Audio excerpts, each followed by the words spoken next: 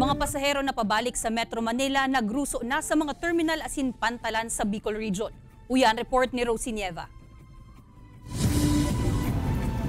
Makalisang lauwig na bakasyon durante kan holiday season, nagruso naman sa ngunyan ang mga pasaherong mabalik sa Metro Manila sa Terminal Canda at Camarines Norte. Ang ibang mga pasahero na dain na nakakuanin tiket, naglalaom na sana sa mga ordinary o extra bus na mabiyahe. Mahigot man ang pigpapautob na seguridad kan mga otoridad sa nasambitan ng terminal.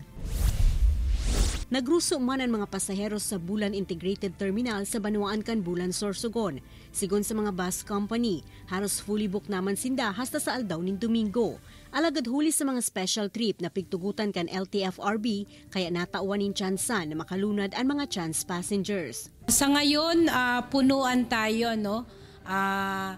Bale, talagang full blast yung ating mga pasahero sa ngayon. Punuan ang mga buses. Sa Matnog Port sa Banwaan ni Matnog, Sorsogon, nagpuon naman na mag-arabutan ang mga pasahero na gikan sa Visayas area.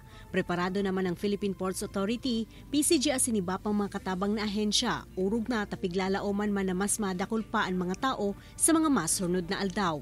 Ini si Rosie Nieva, Balitang Bicolandia.